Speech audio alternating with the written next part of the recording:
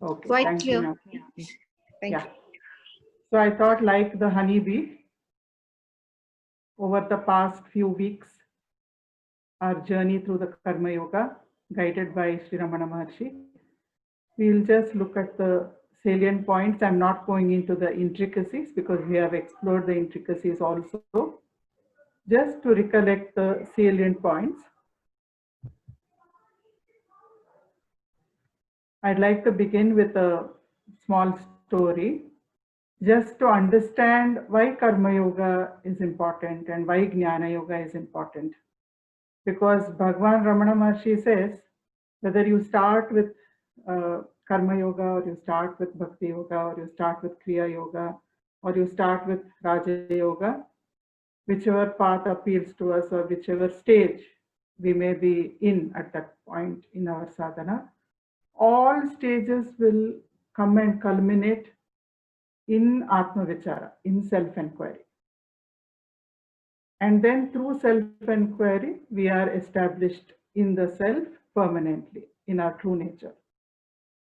So, why are all these preliminary yogas important? So here in this story, Samartha Ramdas, he is the spiritual guru of Shivaji Maharaj. I think most of us will know about him. So in this story, actually true story we are looking at, Samarth Ramdas is giving a discourse. He's giving a discourse in a town, and a lot of people are sitting and listening to him. And during the discourse, he is talking about his own experience, his experience of deep bliss, because he is established in the self. He is telling everybody in the audience, nothing that you have experienced so far can compare to this, because this is the most sublime bliss, and it is there all the time. It doesn't come and go like uh, the pleasures and happiness of the outer world. We get something we like and we are happy. We lose something we like, or we don't get what we want, we become unhappy. It comes and goes. But the state I am in, it doesn't come and go. It is there all the time. I'm always happy.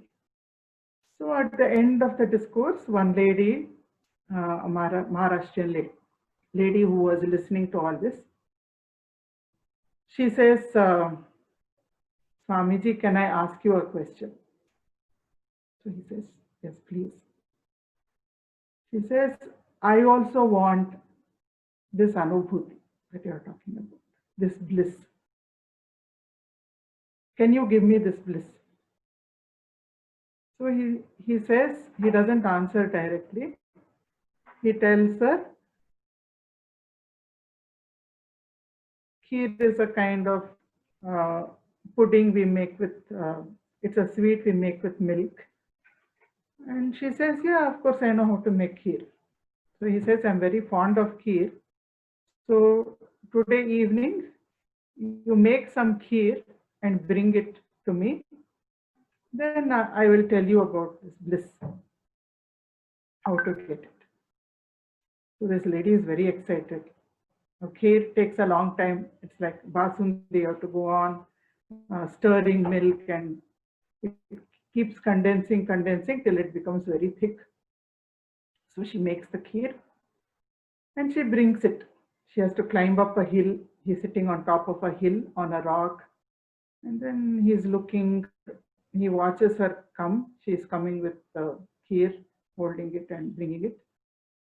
And he quickly goes to a very dirty pool, a rock pool which is there on the hill, stagnant rainwater is standing there. He fills his kamandalu, his water vessel. You can see he's holding it in the picture. So he fills that water vessel with this dirty water, and he comes back to sit on the rock. The lady has come, very tasty, uh, nice smelling kheer. So Ramdas says, please put it into my kamandalu so that I can drink it. The lady is looking into the kamandalu. It has very dirty water, dirt is floating on it, the color of the water is black, it has moss. And she says, Master, please give me that kamandalu. I will go and wash it. There is a river stream a little away from here. I will wash it, make it clean, and then I'll put the kheer. So he says, no, no, no, no. I want the kheer. You just pour it into my vessel. Pour it into my kamandalu, and I will drink it only from this as it is. I don't want you to throw away this water or clean it or anything. Just pour it into my vessel and I will drink it. She says, you're asking me to do this kind of thing. My mind doesn't, my conscience doesn't permit it. How can I pour this wonderful kheer? I have spent 5 hours making it. It's so tasty. It's so delicious. And pour it into this dirty water. The kheer will get spoiled. And if you drink it, it might make you sick also. I really can't do this. So he says, for 5 hours of effort, you stirred the milk for 5 hours to get this much kheer. I have worked for decades to get this bliss. Can I pour this pure bliss into a dirty vessel? Do some karma yoga, do some bhakti yoga, chant the name of God, purify the mind. Let all the selfish vasanas go away. Let your mind become pure, let it become focused. Ramana Maharshi has a beautiful definition for Chit Shuddhi. I was awestruck by that beautiful definition. Very short, very beautiful definition. He says, normally, your mind will keep on, your attention will keep on shifting from subject to subject, from thought to thought, from emotion to emotion. So that is a mind that does not have enough Chitta Shuddhi. But a pure mind, a mind that has Chitta Shuddhi, is capable of focusing on a single thought for any length of time. He calls it Eka Chintana. Eka, single, Chintana, thought. So from Bahu Chintana, many different thoughts, we move to Ekas for any length of time on one single thought. The form of God is a thought. The name of God is a thought. The understanding, I am Brahman, I am the self, is a thought. So you remove a thorn with another thorn. You remove all thoughts, unnecessary thoughts, damaging thoughts, thoughts that might bring unpleasant karmic fruits, thoughts that might hurt us and others. All that we remove with one single thought, thought of our choice, whatever inspires us. Take that thought, develop the ability to keep the mind focused effortlessly. That effortlessly has to be underlined. Effortlessly on that one single thought, that is called Chitta Shuddhi. When we sit down for meditation, sometimes the mind is able to focus so beautifully, and then mind is silent. It's so blissful that day we don't feel like coming out of the meditative state, but sometimes we need to come out to attend to responsibilities. On other days, we have so much time, we have planned, today I'm going to sit down and meditate. I will not put a limit. I have a lot of time today. And we sit down and we close our eyes. Thoughts. Bombardment of thoughts. Peace, thought. Peace, thought. So, Chitta Shuddhi.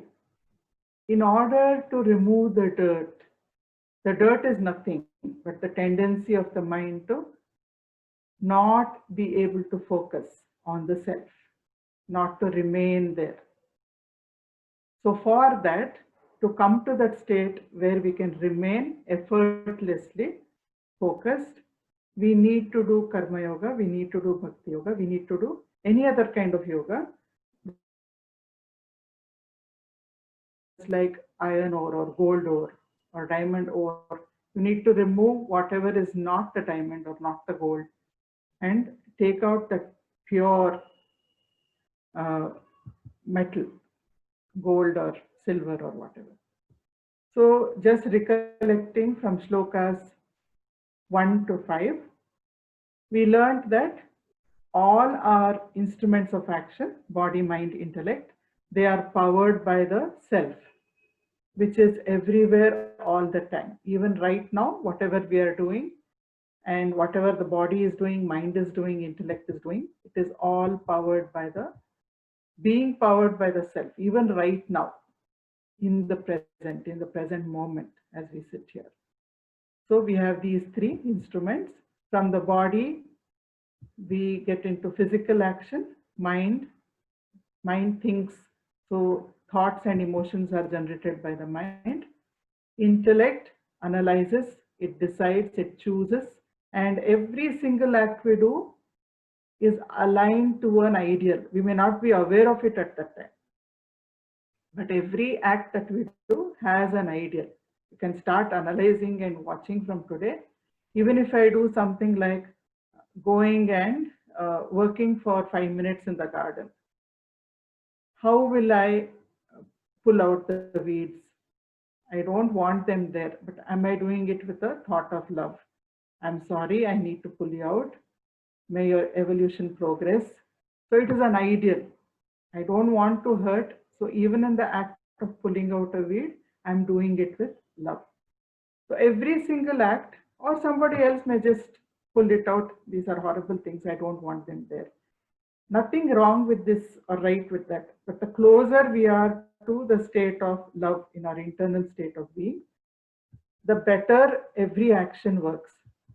So we also learned that a physical act and mental act and the intellectual act, an action, thought, ideal, have their own karmic fruits. Physical act has less weight in karmic fruit.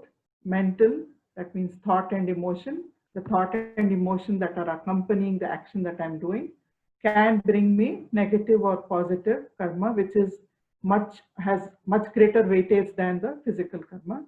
And the intellect will generate an ideal for every action, which will decide my inner state of being. That will have the greatest weightage. So the karmic fruit of an act is a sum total of all three actions: physical, mental, and intellectual. So Bhagavan is saying being is more important than doing. If you are in the right state of being, everything gets done really well, and this benevolence is flowing from us towards everybody around us and towards ourselves. So the minute we forget that being is important and we get involved only in doing, then it begins a chain which we call the karmic cycle. So karmic cycle, we have our own past actions. The sum total of this, the entire collection of our past actions, is called Sanchita Karma. That decides, we bring down a little bit of it into the present lifetime, and it decides our present destiny, what is going to happen to me in the present or in this present lifetime. That is the prarabdha karma. And as we experience our prarabdha karma, we are performing new actions influenced by that. If somebody is being mean to me, if I am mean back to that person, I'm sowing new seeds prompted by old karmic vasanas. My new seeds are again same kind of seeds I'm sowing, so I will get the same kind of fruit in the future. So what I do today will decide my fate in the future. So that is called agami karma, the karmic fruit that is yet to come. but is being decided by every action that we are doing right now. The problem in this is we are unable to control the body, mind, and intellect every moment. Now and then, maybe a good part of the day, maybe we control, say like 30%, 40%. The other 50, 60% of the day, the mind will think its own thoughts, it will generate its own emotions. The intellect will, prompted by old vasanas, it may come up with ideals which are not in conformity with universal love. So I'm getting a mixed bag of karma always, which will, a good part of the time at least, which will make it difficult for me to predict the results of my action. And even if I get the predicted result, I have learned over all my experiences in life that it is temporary. It will come, it will stay for a while, and then it will not give me the same amount of joy that it gave me when I first got it. In fact, sometimes it can even give me sorrow later. So being is the most important state. To be in I am. We also did I am meditation. Today also we will do it. So to be centered in the being, I am the self. In the awareness, I am the self. I am unlimited. I am Satchidananda. As children, actually, we are intuitively centered there. That's why we find children being very joyous, very joyful. But slowly, society will start superimposing its belief systems, its conditioning on us, and we start giving more importance to doing. So in the state of doing, if it emerges from being and then we get action, then it is a very beautiful state, because you're always centered in the self, in your true nature. Outside, whatever is happening spontaneously. It is not that I am doing it, it is just happening through the instruments of action. But if we start, every action will demand more action. Every action will demand some more actions. We went into this. Suppose I have to work for an event. So I start with the event. Now I have to plan the event. I have to get so many different things for it. I have to contact so many people. And then I have to make it all come together. I need money for this. So for that, I have to go for donations. So action will sow more actions, will sow more actions, will sow more actions. That is why Bhagavan is saying, Kriti Mahodadhav, it becomes a whole ocean of action. It has become a whole ocean of action, but as you see, still being is there. The importance of being is remembered. I am aware. Inner state of being is important. But if I become more and more involved in the action and I start forgetting the state of being, if I start forgetting, now that being was there, my attention was there, that icon over there, it only suggests that my attention is on being. Even though I am doing, I am aware that state of being is most important. So I am retaining my benevolent state of doing and I'm engaging in action. But at some point of time, I forget that state of being is important. I start engaging mainly in doing. I forget my true nature. Then what happens? This is what Bhagavan calls downfall. Downfall from where? Only within ourselves. Forgetting that I am bliss, becoming unaware that I am bliss. I am always bliss. But suddenly my awareness slips. I forget that I am bliss. And then I get caught in this ocean of action. And getting caught in this ocean of action without being consciously connected to my inner state of being, the opposite starts happening. Whatever I'm doing will start influencing my being. Something unpleasant happens, inside I start feeling sad, angry, frustrated, jealous. Earlier, my being was benevolent always, and my doing came out from benevolence. But when I forgot and doing started influencing being, then Bhagavan calls it a downfall. Downfall for whom? For us, because inside we have lost that happiness. we have lost that infinitude. We have become trapped in the finite concept that I am the BMI. Then what happens? We become trapped in the ocean of karma. Karma, cause and remedy. I am the doer as long as I believe I am the body, mind and intellect, and I act from that belief. Then I feel I am doing that action. So the fruit should come to me. Therefore, it generates karma or karmic fruit, and it traps us in the illusion that, what is the illusion? The next thing that I do, that will give me permanent happiness. Now, yes, what I did just now made me happy for some time. Whatever I've done till now, it has made me happy just for a little bit.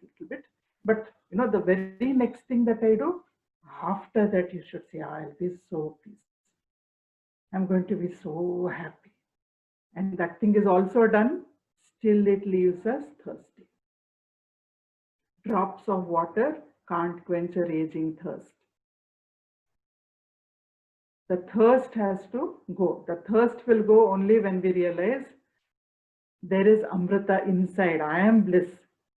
If I look outside, that is an illusion. When I turn inwards and I realize my true nature, that is the truth. So what is the cause remedy for that? Bhagavan said, Na ichchaya, without expectation. So work without expectation. That means I don't want the results of the fruit, even when we do something joyously. Somebody enjoys painting or somebody enjoys singing. You're not singing for somebody and expecting appreciation. You're just sitting on your own in your bedroom or in your house and you're singing. You're totally enjoying the singing.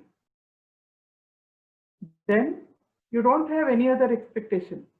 That itself is, you're not looking for any other result from it. So when you love what you do, and that love of work itself is giving you joy, you're not looking for any other result from that. So that is also Nishkama Karma, doing it for the joy of doing it. And offering results. Of course, serving society without expectation also comes under Na Ichchaya Kritam. Offering the results of our action to God, to feel that everything that I do, let the results go to God. I will do what has to be done. That's it. I'm not going to expect anything from it. Whatever comes from it, I give it to God. So that is called Prasada Buddhi. Whatever God wants, He will give it to me as Prasada. God is like my mother. God is like my father. So parents don't want to harm their children, right? So parents will always give something that is good for the child. So like that, I have that complete trust in God, complete faith in God. Whatever I get from my action, whatever is the result, I offer it to God. And whatever God gives me, I receive it with Prasada Buddhi. Prasada Buddhi means whether it is pleasant or unpleasant. Everything is Prasada for me. So I'm not going to analyze. I'm not going to react by saying, I want this, I don't want this. I'm just going to say, whatever you give me, it is delicious. It is blissful. It is Prasada for me. It is for my own growth.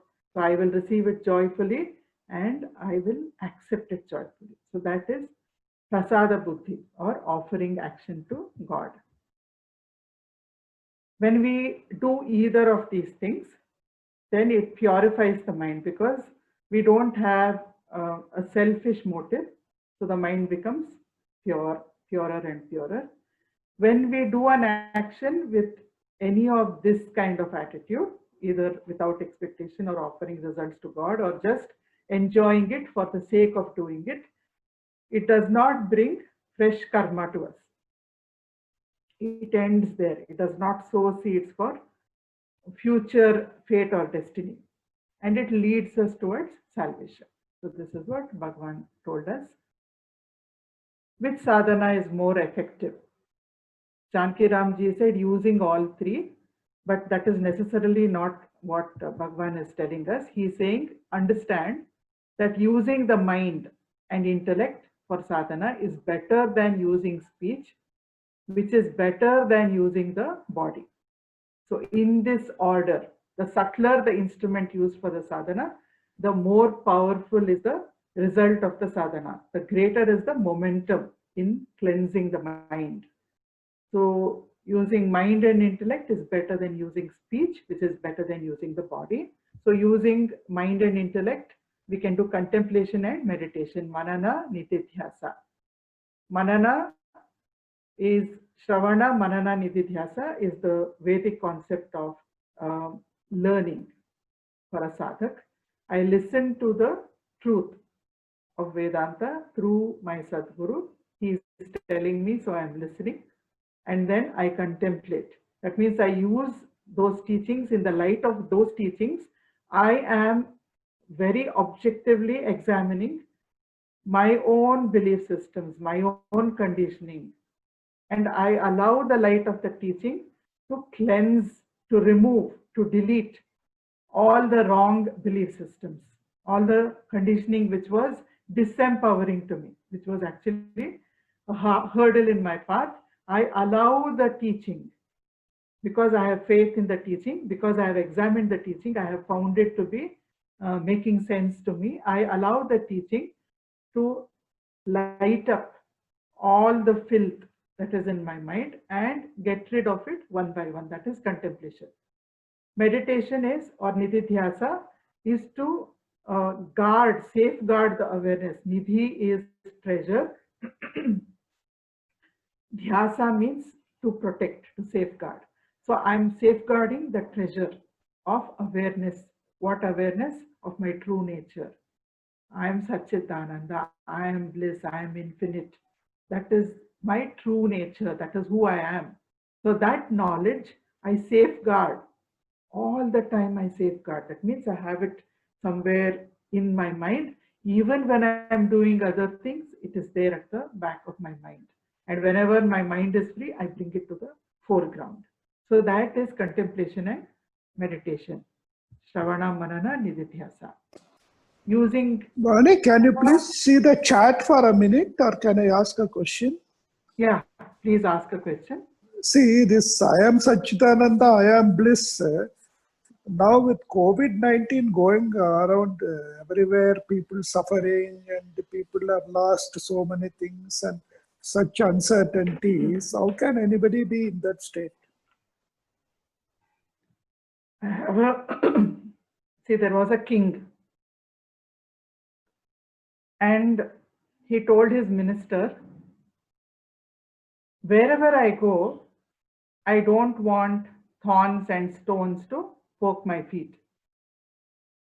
So every time I leave my palace, make sure you spread a soft carpet wherever I'm going to walk in the forest or in the streets or in the fields. When I go to inspect my kingdom, make sure that a soft carpet is spread. Then the minister said, O king, how can I keep spreading soft carpets wherever you go? I will need too many carpets. It's not practical.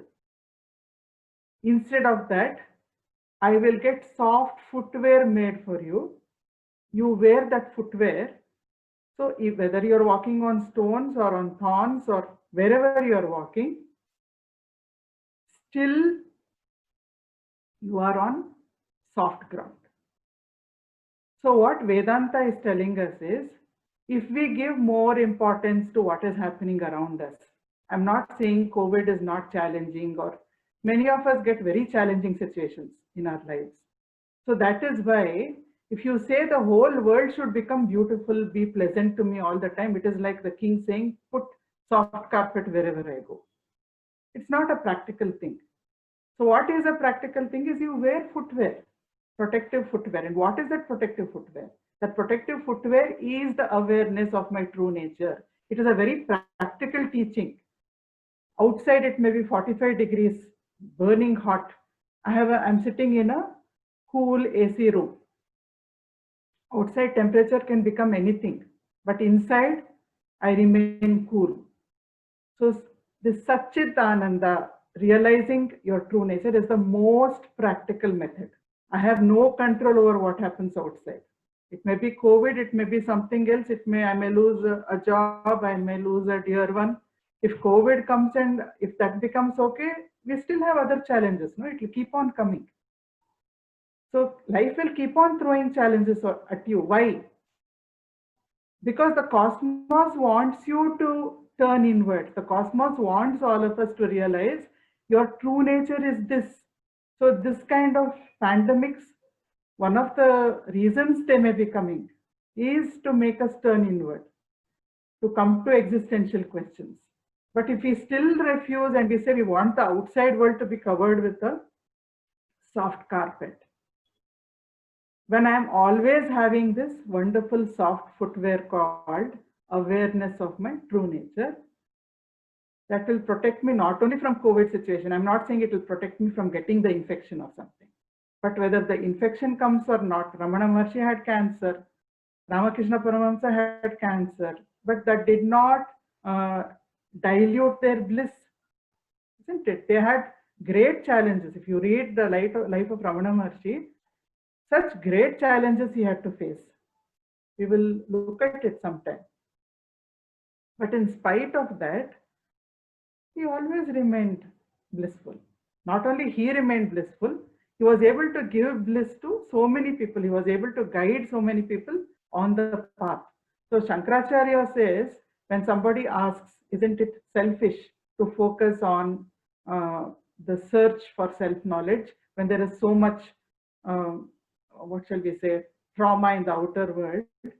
He says the greatest seva that you can do is search for self-knowledge. You can give others only what you have. So if you become established in the self, if you are established in the bliss of the self, you are able to give that bliss and peace to other people.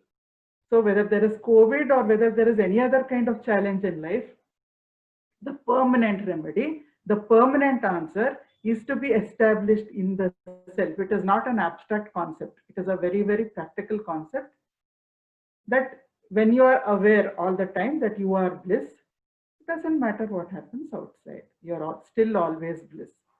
Life brings challenges, you are bliss. Life brings good things, you are bliss. There is no change in the inner state of being.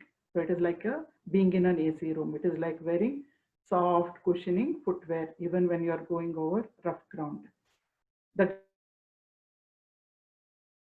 Tomorrow it will be something else, day after tomorrow it will be something else. It is true that it seems mind-boggling because the whole world is going through it and it's a big change for us. But remember, we had something like Chaturmasya also earlier. During rainy seasons, people would sit at home after the sowing is over. For 3 months, 4 months, the focus would be on being inward. But nowadays we have forgotten that. So when we are at home now, we have time to focus on turning inward. We can use this situation as a launching pad either for self-knowledge or for self-pity. There is suffering, there is death, people are in unhappiness. So if we have immeasurable love within us by being anchored in the self, then that love can flow out to everybody. So there is no greater solution, there is no more permanent solution than being anchored in the self. Does that answer the question? Thank you very much. Very nice. Excellent. Boniji, a small clarification, please. Yeah. The Karma Yoga Ishvara Arpanam Prasada Buddhi. Yeah. In Ishvara Arpanam, the action itself is offered to the God or the result is offered to God?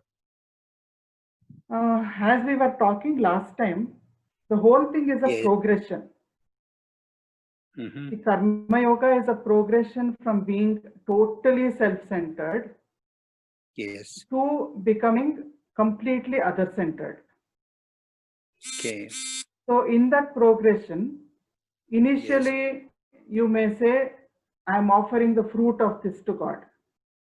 Okay. You're still retaining the doership, because Yes. you're identifying with body, mind, intellect, and you're saying, I'm Okay. doing this act, but because I have learned that Yes. having expectation Yes. makes me disappointed when that expectation is not met. Yes. So I will get over this having expectation by Yes. offering fruit to God. Okay. Then Okay. slowly, as mind gets more and more refined, you understand that body, mind, and intellect are also not belonging to you. Yes. Yes. Yes. That is also created by the Lord, managed by the Lord, maintained by the Lord. Yes. Yes. So whatever is done by the Lord for the Lord. Yes. Yes. Yes. So Yes. that is the next progression. Beautiful. Beautiful. Thank you. Yeah, welcome. So shall I proceed or shall I proceed with the talk? Yes, Okay. please. Okay. So using the body, we can engage in ritualistic worship of any different religion. And I just put Puja Havan as an example for Hinduism. It can be every religion may have its own kinds of ritual. Even facing in a certain direction and doing namaz in a certain way is also a ritual.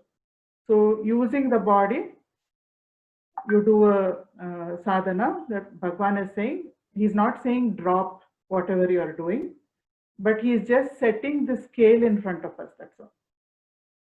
Saying just understand the scale, that whatever is more subtle has a greater capacity to transform you than what is more gross. So see how you want to allocate your time. If ritualistic worship is important to you and you don't feel like dropping it, doesn't matter, continue with it. But also add some sadhana with speech, also add some sadhana with intellect.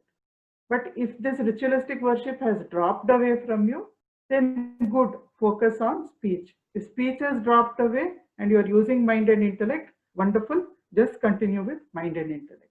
So whatever we are doing, to keep the scale in mind so that we can balance. Then here we have the self. I have not put any box for the self if you look at the slide. The entire slide, the entire screen is the self, because the self is everywhere all the time. So that is the self. Now Bhagwan said, Jagata Ishadi Yukta Sevanam. Ashtamurti Bhrid Deva Pujanam. So the whole Jagat, the whole creation, whole cosmos is a manifestation of the self. Self is unmanifest, it cannot be gazed by the senses or mind or intellect, but creation is the manifest body, it's the form of the self. And Bhagwan says it is the 8-limbed form. So for 8 limbs, he told us 5 elements: space, air, fire, water, earth; sun, which symbolizes the intellect; moon, which symbolizes the mind; Purusha, we say, oh hidden light, vibrant in every atom; oh hidden life, shining in every creature. So that consciousness which enlivens all matter, that is called Purusha. So all these together, the 5 elements make up 5: intellect, mind, and Purusha. If you look at the microcosm, that is our own BMI, again, we have all these in the microcosm. If you look at the macrocosm as the entire universe, again, you have all these in the macrocosm also. So whatever we do, basically, which is related to 5 elements, related to intellect, related to mind, related to the consciousness, any activity that we do can become a act of worship, act of service. What makes it an act of service? Just the awareness that everything, because consciousness permeates every single atom of creation. The self is there in every single atom of creation.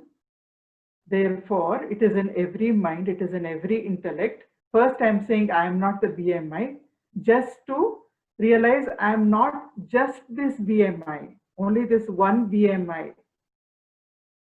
I'm all creatures, I'm all bodies, I'm all matter, I'm the entire cosmos, and I am the self from which this whole cosmos has flowed down. So when we have that understanding, it should be an understanding inside us, deep understanding. So when it becomes a deep understanding within us, then every action that we do is done by God, for God, through God.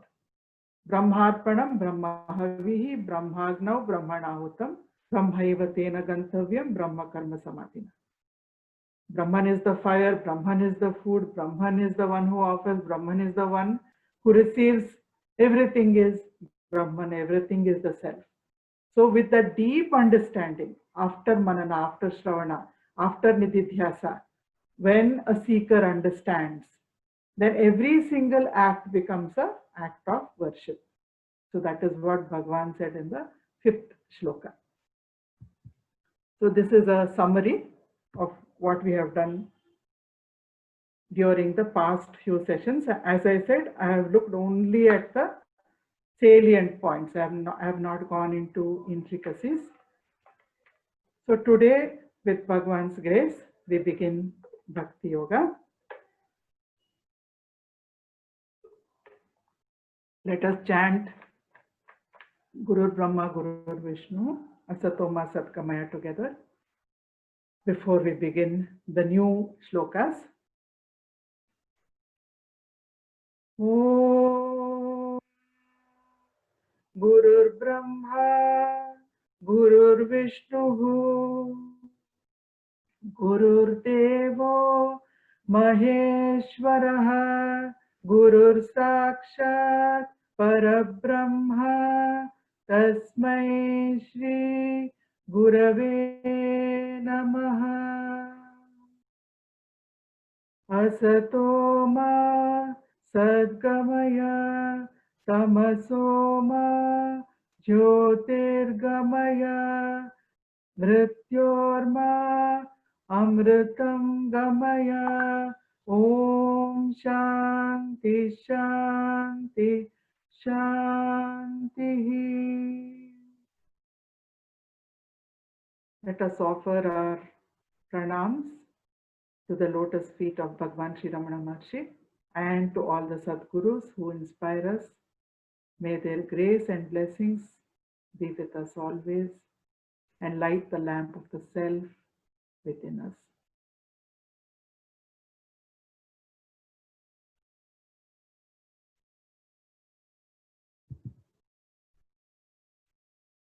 So, Upadesha Saram, Shloka 6.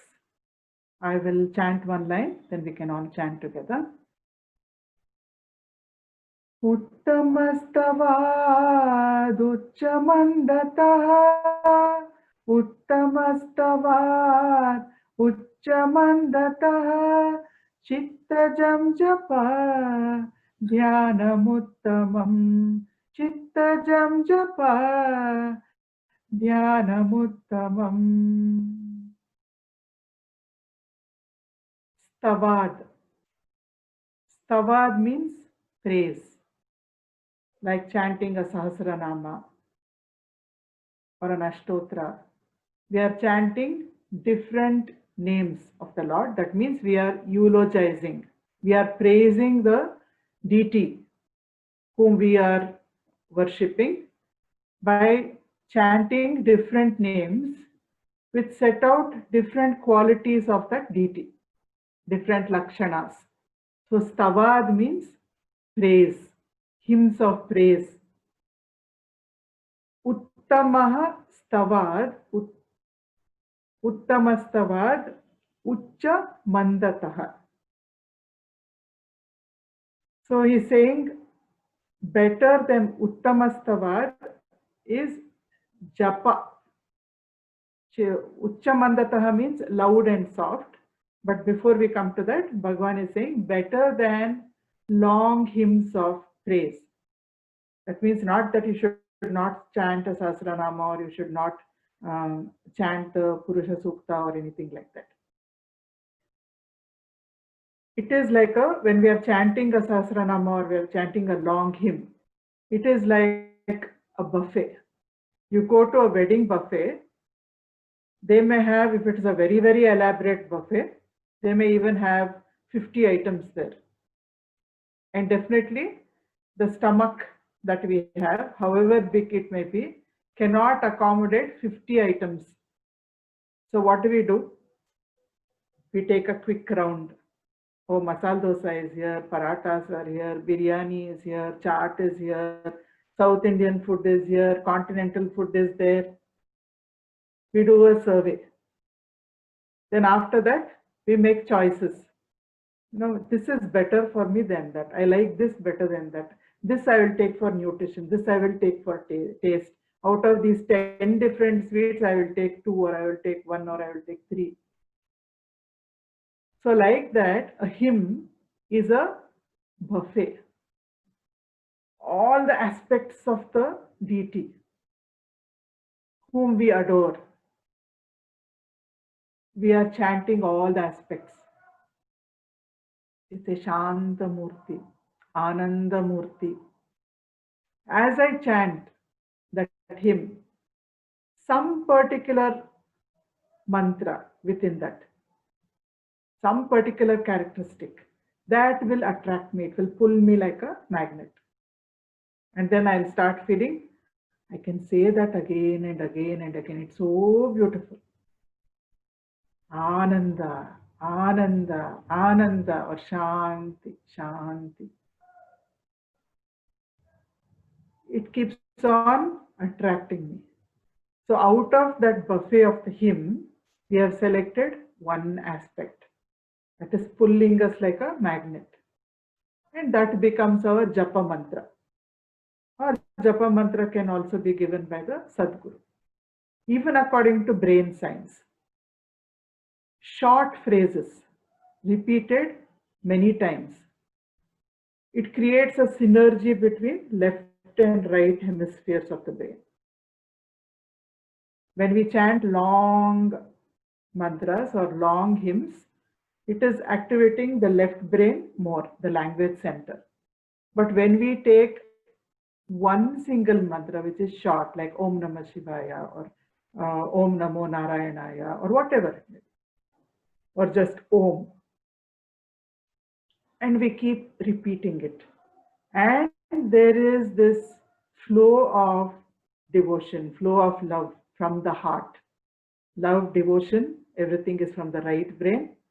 Single words, short phrases also activate the right brain. And because there is word content in that, there is language content in that, and there is repetition, it activates the left brain.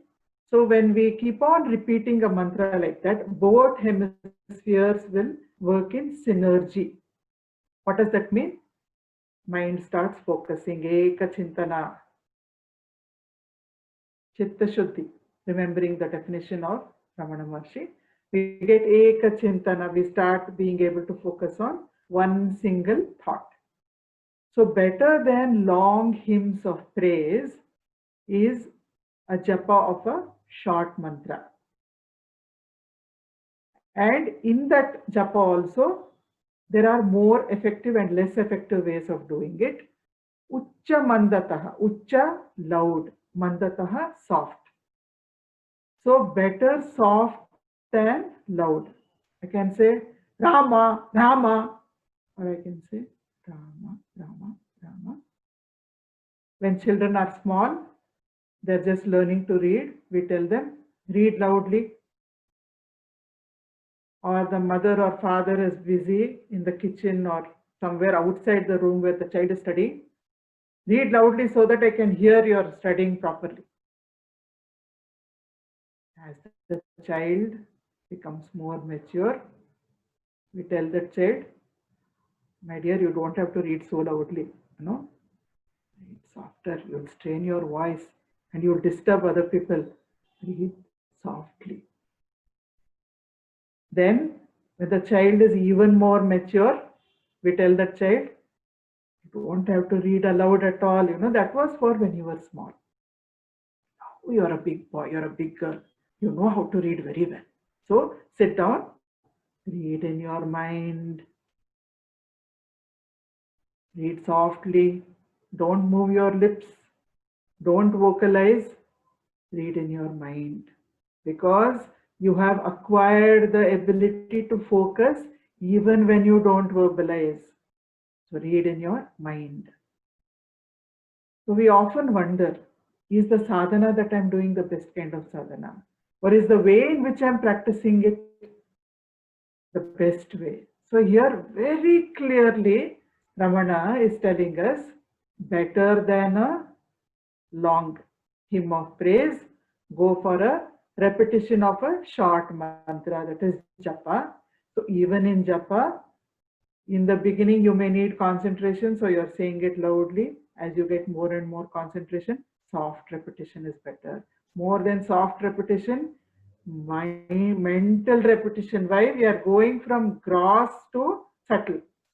Using the body, we do puja, chant a Sahasranama, we do a puja also. Then using only speech, we are repeating the name that we like or the mantra given to us by the Guru loudly, using speech. Then that same speech we are using softly. Then many people just moving the lips, that so they're only moving their lips, no sound is coming out. Then using the mind, more subtle instrument. Speech is subtler than body, mind is subtler than speech. So the same sadhana is not changed, it is still japa only. Bring it to a more subtle instrument so that it can become more powerful for you. It can purify faster. So chitta jam, chitta, it is mind. Chitta is also heart. So mentally you are repeating the mantra. And as you keep repeating, Valmiki, what did he do when Narada came and told him, your sins are too much. Since your family is also not ready to share in your sins, start doing the japa of Rama. To say Rama. So he was told, say Mara, Mara, Mara. Mara means tree in Kannada. I don't know how far that actually happened. So keep saying Rama, Rama, Rama, Rama. When Valmiki started, he didn't know who Rama is. He didn't have devotion for Rama. He didn't have love for Rama. Narada has told me, I am repeating. So somebody tells us japa is good, you start doing. But as you do, you get more and more involved, you understand what you're chanting, and you have a great love towards the deity, or Aham Brahmasmi if you're chanting, towards the self. Whatever is your concept of God, you have more and more love developing, love flowing from you. Just listening to that, you have love for it. Then what happens? Chitta also means heart. Chitta jam. Jam, to be born from the heart. It is no longer born from the throat, no longer born from the tongue, no longer born from the lips, no longer born from the mind. Mind, I'm using my japamala, I'm chanting, mentally I'm chanting. Okay, is 108 over or not? I'll just open my eyes little bit and peek, no? How many more bits? Oh, so many are there. Mind.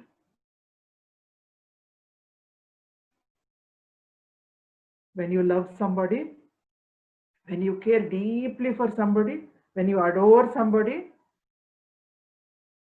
spontaneously that person's name will come from. You don't have to remember. It comes, it emerges, it is born from the heart. So if japa can be born from the heart, out of love for whatever it is that you're adoring. So from deep love, if the japa emerges spontaneously on its own, that is actually called ajapa japa. We think continuously chanting it in the mind while doing anything else, it is good. But that is not the actual meaning of ajapa japa. Ajapa japa means spontaneously it is emerging, not out of effort, but because of the state of being, it is just emerging. So that is the ultimate japa, Bhagavan says. But even better than this kind of japa, dhyanam uttamam. Meditation is even more effective than chitta jam japa. Why? Meditation, we are also including the intellect. In japa, we were including speech, body, and heart and mind. But when it came to dhyana, dhyana means all that is not me is removed. All that which is not me. Actually, if you, in Hinduism, you have this puja mantra. You are offering a flower to the deity. You are saying, Namama, na mama, not mine. This flower is not mine. This body is not mine. This mind is not mine. This intellect is not mine. So the intellect has to come in when we have to drop false ownership, illusion of ownership. The belief that I am the body, mind, and intellect. Then the intellect will enter that dimension, that is dhyana.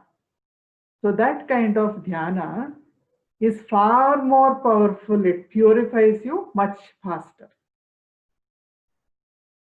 So it is like you have a vessel of rice, raw rice, you want to wash it. I'll take 1 drop of water. I can wash little, not much. I'll take 1 small glass of water, large quantity of rice. I can wash a little, still not much. Then I fill that vessel with water and I throw out that water, but still there is dirt inside.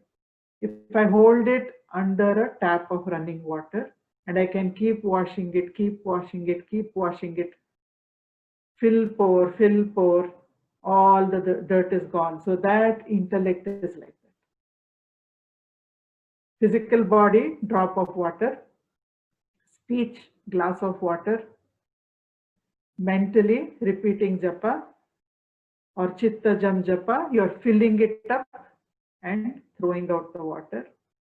But if it is intellect that has come in, very fast, continuous stream of water is there, and you keep purifying, throwing out, purifying, throwing out. Finally, self-knowledge is only letting go of what I am not, that's all. I'm already that. I'm already Satchitananda. I'm already the self. That is why it is so practical. You're not getting something which you are not from outside. You're already that. Every single person is already that. Anybody you see in the world is already that. The Jnani knows he is that. The Ajnani does not know he is that. So the difference is only in awareness. That's all. It's not something new you're getting. So Bhagavan says it is self-recognition, not even self-realization. You recognize, this is who I have been all the time. This is me. In an objective type question paper, what do? They give us 4 different answers for one question. So we have studied, when we look at the 4 answers, if somebody had asked us, which is the capital of Haryana, or we may not remember. But if I see the answer there with 3 other answers, I recognize it as the correct answer. So recognition. It is self-recognition. I have been this always. Why did I not realize? What are you realizing? That you were that always. You are that even now. You will be that forever. So that recognition has to happen. So that recognition happens when we let go of what we are not. That's all. Only thing that has to be done is let go of wrong beliefs that I am the BMI. So I just wanted to share one story. This is not a story. It is the actual experience of Poonjaji. Poonjaji, you may have heard, Hari Vamshlal Poonjaji. He passed away in 97. He was a disciple of Ramana Maharshi. He became an enlightened master. If you're watching the videos of Mooji on YouTube, many of you may be watching. Mooji is a disciple of Poonjaji. So Poonjaji, how Japa helped him to come to the level of self-enquiry, and how self-enquiry helped him to get established in the self. We'll just look briefly at the story of Poonjaji, and then I think for today we will take some questions and do some meditation and wind up, because it's already now 7:10. So Poonjaji he was born in Punjab, the part of Punjab which has now become Pakistan. This was in the pre-independent days that we are talking about. And from a very young age, Poonjaji was at the age of 8, he describes an experience. He says, one day I was 8 and I was sitting in the midst of a family gathering at home. I was drinking a glass of juice when all of a sudden I was in bliss. Great peace, great bliss. I'm still hearing what is happening around me.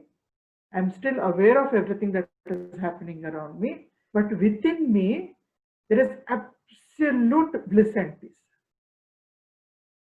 And he was in this kind of state for about 2 days at the age of 8. His mother was a great devotee of Lord Krishna, and she understood her son is going through some kind of spiritual awareness. So she taught him at the end of those 2 days, she taught him Krishna mantra, and she gave him a photo of baby Krishna. And Poonjaji started repeating the name of Krishna. 8-year-old boy is repeating the name of Krishna. Very soon, his love for Krishna was so great that Krishna started appearing in visions, and he started playing with him. Now, Vedanta also throws light on Pratyaksha, or we say in Kannada, Bhagavanta Pratyakshada, or the Lord manifested in front of me. So Vedanta says, when mind acquires the quality of Ekachintana, when it is able to focus totally on the adored object, still that feeling of separateness is there. I am different, God is different, but the mind is focusing so greatly, it has become so pure, it has become so sharp. Just like in a dream, the mind conjures up the entire dream, the world of the dream, the people in the dream, the objects in the dream, they're all made of the stuff of our own mind. So just like that, this kind of very purified, very sharp mind, which has a lot of love for the deity that it is worshipping, the mind itself will take the form of the deity. Just like in the dream, the mind itself took the form of the hills or the forest or the tiger or our friend or mother or father. Like that, a very sharp, purified mind, when it is focused on an adored object and to the exclusion of everything else, then it takes up that form. Now and then, when that focus becomes very sharp and it becomes very pure, suddenly it will manifest as the adored form. But it's still in the mental realm. So Poonjaji kept repeating the Krishna mantra, and whenever his mind became very sharp, became very focused, visions of Krishna would appear. Krishna would be so, he could touch Krishna, Krishna would be there, just like Ramakrishna Paramahamsa could touch Kali, like that Punjaji could touch Krishna. So sometimes his mother would find Punjaji shouting. He has gone to bed, little boy. Just 10 minutes are over after going to bed and he is shouting and laughing. So she goes and says, what's happening? Amma, see, this Krishna is not letting me sleep. He's coming and tickling me. So this kind of scenario was there. Then Punjaji grew up, visions, intermittent visions. They would come and go. But Punjaji was always longing for that state of an 8-year-old when he had felt the bliss of the self. He had become aware of the self. For 2 days, he was in that state of bliss. He kept longing for that state of bliss. So he got married at the age of 16 itself in those days, those traditional days. Then he had to work, so he went and joined the army, British army in those days. And even there, these visions of Krishna would keep coming, so he found it difficult to perform his duties. But still, he performed his duties. And then he came back home and he wanted to find some other job because army means you have to kill. So he felt he is not able to get into that kind of state. So he was looking for some other job. And at the same time, his search became deeper and deeper. So he would travel to the Himalayas, he would travel to many great gurus, and he would tell them, see, these things are happening to me. But at the same time, I want permanent state of bliss. When Krishna comes, when he plays with me, yes, I'm blissful. But then Krishna goes away. Then I lose that bliss and I long for it again. And why should it be dependent on Krishna coming and going? At the same time, he's attached to Krishna. So all this state of conflict is going on. So every guru he goes to, they all say, you are very lucky. We have not even seen Krishna, but you are seeing Krishna. You go and be satisfied with that. So nobody is able to help him. He calls sadhus to his house, he feeds them, and then he asks them the same question, can you show me God? And every sadhu says, no, we can't show him. So this keeps going on. Then one day, one old sadhu comes to his house and Punjaji asks him to come inside and he feeds him. And he asks, can you show me God? And this old man says, I can tell you of somebody who can do it for him. Says who? There is one Ramana Maharshi in Tiruvannamalai. Now this is Punjab and that is South India in those days of long train journeys. So if you go there, then you will, that man can show you, that sage can show you. So he tells him where to change trains, how to get to Tiruvannamalai, very detailed directions. The sadhu gives him and he goes away. So Punjaji, his thirst is very great. Immediately he finds ways and means. He's very poor, he doesn't have money. But at that time, a job offer comes from Chennai. And they give him money to travel also, and they say you can join 1 month later, but we will give you the travel allowance now itself. So he goes to Tiruvannamalai. Now I have put a photo here. Now this photo is, this photo is Punjaji in his young age. He was 34 when he went to Ramana Maharshi. This is baby Krishna. This is Punjaji when he was a spiritual master in his own right and he had thousands of disciples. This is how Ramanashram was when Punjaji went there. We see a thatched structure. Bhagwan is sitting on the cot and devotees are all sitting around. So Punjaji takes a train, he goes to Tiruvannamalai, he goes to the ashram. And he keeps his luggage in the dormitory and he walks near this darshan hall. He is just peeping inside, that's all, inside the door, and he becomes very angry. And he says, I am going back to Punjab. And he goes to the dormitory, he is again taking his luggage within 5 minutes of arriving. So an old devotee sees this and he says, what's happening? You've come all the way from Punjab, stay for a few days. He says, no, did you have darshan of Bhagwan? I saw him from the door, big fraud. What? He's a big fraud. You know what he did? He came to my house in Punjab and he said, come to Tiruvannamalai, come to Ramana Maharshi. He will have answers for your questions. And I come here and I look into the hall. Same old man is sitting there, self-marketing himself. Big fraud. I'm not going to go and have his darshan. And this man says, the devotee says, no, there must be some mistake. You know, because Bhagwan has never gone out of Tiruvannamalai for the past 48 years. He has been here, never stepped out of Tiruvannamalai. I don't know what the explanation for what happened to you is, but please don't be in a hurry. Stay, have food, have the darshan of Bhagwan, then you decide what you want to do. So it happens. And finally, Punjaji goes and stands in front of Ramana Maharshi. After lunch, there is nobody in the whole darshan hall. Only Ramana is there, his attendant is there, and Punjaji is standing there. Punjaji is very angry. He says, were you the one who came to my house in Punjab and you asked me to come here and then you are sitting here? Bhagwan doesn't answer. Again, Punjaji repeats it. Bhagwan is silent. So then Punjaji moves on to the next question. He says, can you show me God?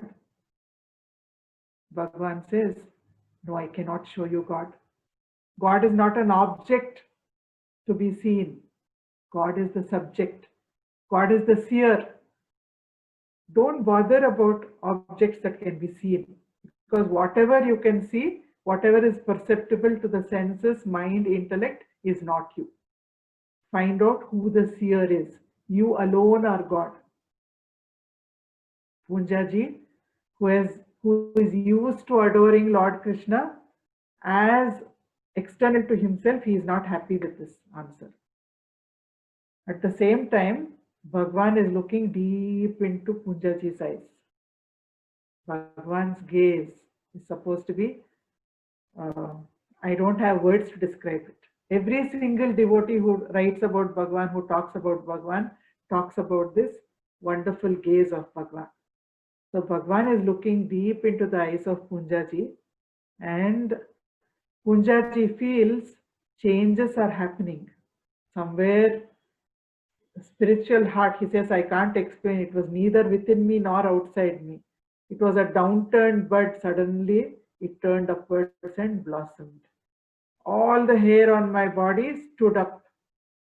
My body started trembling. But so strong is the conditioning of my mind, his teachings. I said, this man is talking nonsense. I don't want to be honey. I want to taste honey. I don't want to be honey.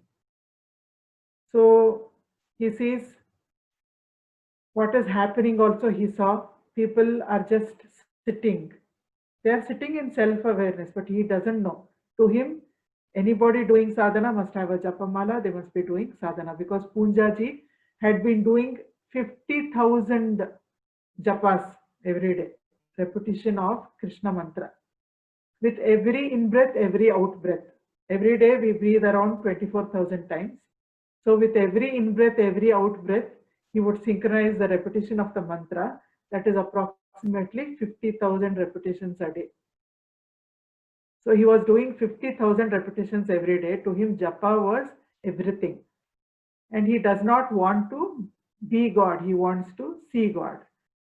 So even though all these wonderful things are happening to him, his mind, his conditioning is rejecting it. And then he goes away from the ashram. He has 1 month leave before he needs to join the new job. So he goes away to the other side of the hill, and in the forest, he is just getting food from somewhere, staying in the forest under the trees. Krishna comes, Krishna plays. So like that, 1 month is almost over. He has to go back. Then he thinks, okay, I owe that little courtesy to that old man. Let me say I'm going and then go. So he comes back. Again, it is after lunch hour. There is nobody there except the attendant, and he's standing there. Then Bhagwan gives him a wonderful cue to say whatever he wants to say. Bhagwan says, Are, where were you all this time? So Punjaji says, I was on the other side of the hill. What were you doing? I was playing with Krishna. And in his mind, Punjaji is thinking, I play with Krishna. This old man, he doesn't even see Krishna. So I am superior. I was playing with Krishna. Bhagwan says, oh, you're playing with Krishna? Okay, good, good. Where is your Krishna now? No, now he is not there. He comes when he wants and he goes away when he likes. I don't have control over it. Then Bhagwan says, what is the use of a God who comes and goes? If it is real God, he should be with you all the time. How can he come and go? So Punjaji doesn't like this kind of questioning. He goes away. He takes blessings of Bhagwan and goes away. And he continues his japa. Then after some time, one day, suddenly, there is a knock on the door. He does japa. After coming home, he does japa every day till 2 o'clock in the morning. He sits in his puja room and he is doing japa. At 1 o'clock or 1:30 early morning, everybody is sleeping. There is a knock on the door. So Punjaji opens the door and he sees Ram outside the door. He says it was like a transparent form, semi-transparent forms. Through them, I could see what was behind them, and they were standing there. They blessed me and they went away. So after that, Punjaji is sitting for japa. He is not able to repeat the mantra. He tries to read. He can't read. Mind is utterly quiet. Then he goes back to Ramanashram and he asks Bhagwan, see, this is happening to me. Every day I was repeating 50,000 times. I can't repeat even once now. My mind is deeply quiet, very peaceful, but I am not able to even bring the image of Krishna to my mind, what is happening to me. So Bhagwan asked him, when you came by train, after it reached Tiruvannamalai, did you continue to sit in the train or did you get down? Punjaji says, I got down, Bhagwan. Bhagwan says, japa was a vehicle for you. Adoring Krishna was your sadhana, it was a vehicle, it was a means. You came. Just like you came in the bullock cart when you reached the ashram, you got down from the bullock cart. So the work of the japa is done. You have arrived. You have arrived. Last time you came here, self-enquiry happened to you. You have arrived. And then Bhagwan again looks at him.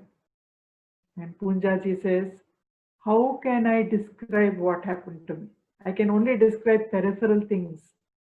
Every cell in my body was getting purified.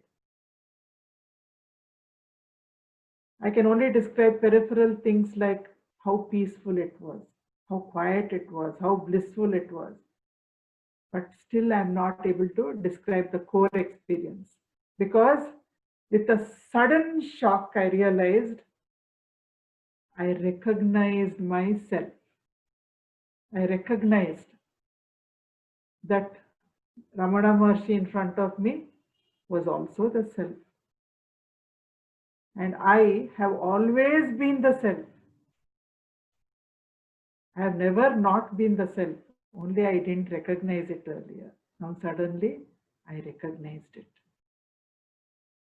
And he says, it was permanent. When I was 8 years old, I had this experience of peace and bliss, but it lasted for 2 days. But now I was established there forever, ever peaceful, ever blissful. So Punjaji was able to visit Bhagwan whenever he got leave. Then later he went back to Pakistan on Bhagwan's advice because his family was there. And he became a great master in his own right. And this is his own narration. And he says, what I realized when I recognized myself, what I realized was, if I could have asked, who am I earlier? If I could have asked myself with great intensity. The question of who am I could have arrived there much faster.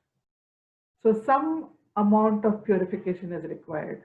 But if we become over-attached to the vehicle, to the means of sadhana itself, then it can become a hurdle. I had become attached to the vehicle after its job was done. And Bhagwan took me out from the coils of that attachment. What was supposed to be the means to freedom actually became shackles which held me back after a certain point. So Bhakti Yoga, Karma Yoga, they are required up to a certain point.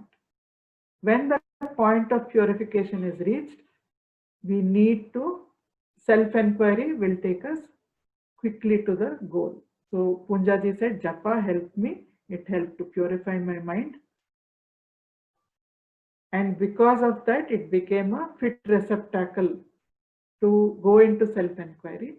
And through self-enquiry, I was able to reach the goal. But after a certain amount of purification, if I had gone on to self-enquiry without being attached to Japa, I could have got there faster, is what I realized, says Punjaji. So we will just chant the shloka once again now at the end of the session so that we have understood its meaning. Uttamastavad Uttamastavad Uchchamandatah Chittajam Japa Dhyanamuttamam Chittajam Japa Dhyanamuttamam. Better than hymns of praise is repetition of the name. Better low voiced than loud. Chanting born in the heart is even better. To meditate is the best of all. So this is the shloka. So if we have any questions, we can take a couple of questions or one question. I think we are almost done for time, and then do 5 minutes of meditation. I will just stop sharing. 1 minute. Let me stop sharing.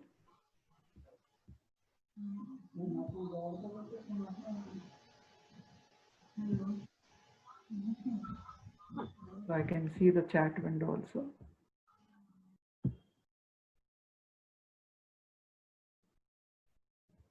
Okay.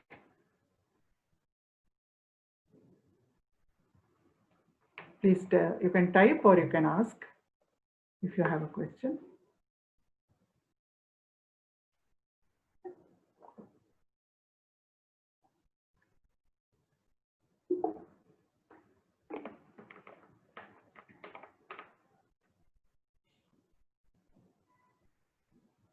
Who is Paramatma, is it?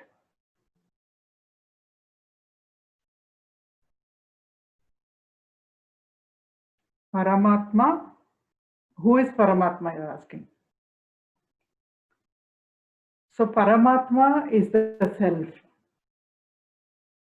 The self that is everywhere all the time. The same self is in every being because that powers all the instruments that we have is powered by the self. It is in the microcosm and in the macrocosm. So I am that Paramatma. I have always been that. I have always been the self that is infinite. But out of wrong conditioning or wrong belief system, I started believing I am only this body, mind, and intellect. At some stage, somewhere, this wrong belief system came in. It happens to us in life also, no? We believe in something that it is only this way. I'm not talking about God or religious beliefs. It can even be like earlier people believed that sun was going around the earth, sun was revolving around the earth, and people did research And they taught us in school that the earth is moving around the sun. Now we are not astronauts, we have not gone into outer space and watched this happening. We have not done the research. But somebody told us it is like this, and we corrected the belief. Somebody till then had believed sun goes around the earth. When all the proof was in front of them, many of them out of strong conditioning, they rejected it. We know people got burnt. Scientists who were investigating this and who came up with this concept actually got burnt, etc. But one belief, wrong belief, there it really doesn't matter. Whether sun goes around the earth, earth goes around the sun, our day-to-day life is not affected. But here, if I believe that I am only this body, mind, and intellect and nothing else, then my existence becomes so limited, and everything that happens to the body, I feel like it's happening to me. If we watch constantly, our definition of who I am is shifting. When I'm hungry, I say I am hungry. I'm talking about the body. I'm identifying with the body.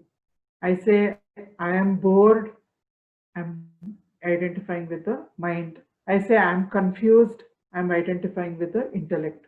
So constantly we are shifting, identifying with the body or mind or intellect. But we have forgotten that we are the self. It is amnesia. And Vedanta is telling us it is temporary amnesia. You are Paramatma. You yourself are Paramatma. You are the self. But you have forgotten. So the entire sadhana process is only to remember, is only to recognize. We had cognized, but we have forgotten. So we recognize it. Once again, we cognize what is our true nature. So that which is powering everything that we do, that is Paramatma. That which is powering everything that is happening in the universe, that is Paramatma.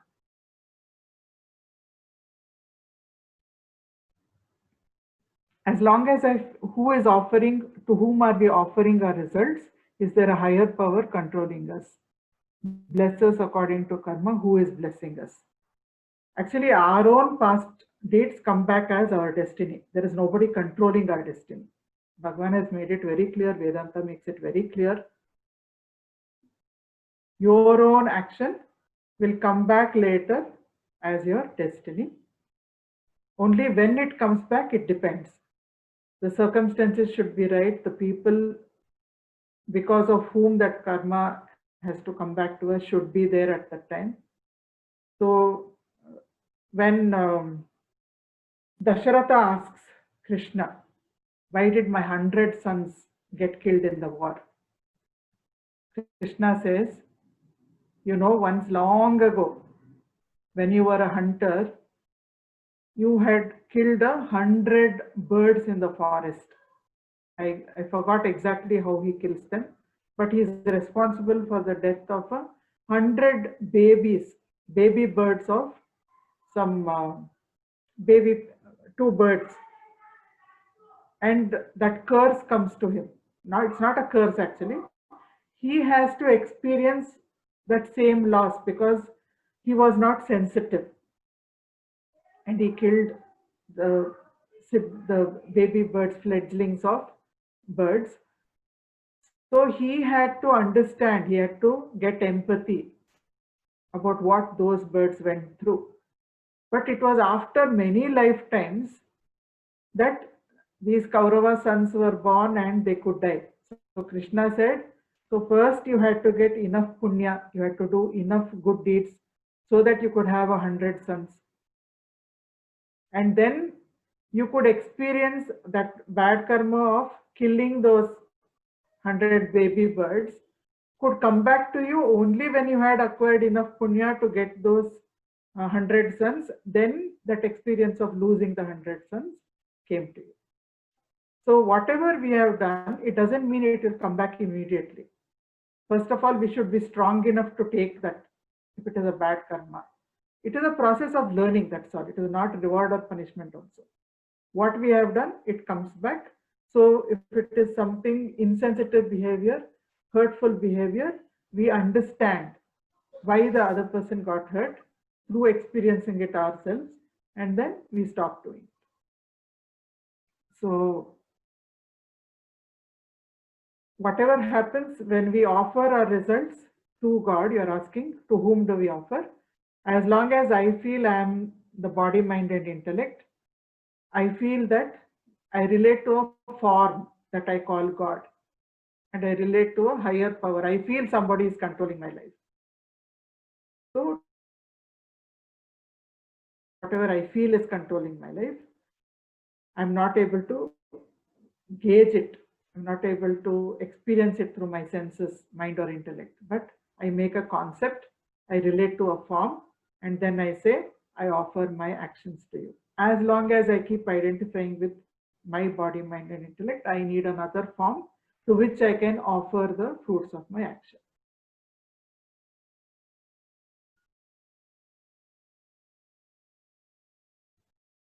What is different between me and Lord Krishna? Like I said, Lord Krishna is the form. See, the essence in any form of or any deity is consciousness. It is the self. The essence in me is the self. The forms are different, but the essence is the same. So that is what Vedanta is saying. The essence in your mother, the essence in your father, the essence in the image that you are worshipping. Everywhere it is only consciousness. Everywhere it is only the self. There are not multiple selves. There is only one self. Just like there are not multiple sleepers. You have gone to sleep. In your dream, many people come. Animals may come, houses may come. All that is coming only from the mind of one sleeper. You are sleeping, and all that is coming from your mind. Like that, there is only one self. Entire creation is a manifestation of that one self. So that one self is present in every element of manifestation. So it is present in every body, mind, and intellect. It is present in, you make a form and you say this form is Krishna, this form is Ganesha, this form is Jesus Christ, this form is something else. And that form is actually a reflection of your own self. It is a reflection of your true nature. In you, you can see so many faults, so you don't feel that you are divine. But in that form, you have attributed all the qualities of the self to that form, and you are seeing the reflection of your own self in that form, and you are feeling that that is God. But in essence, everything is only the self. So I hope I have answered. There is not too much time, but I don't Krishna power to disappear and appear in dreams. Actually, if you want, you can give me a call and we can discuss this over the phone. I'll just type my number here.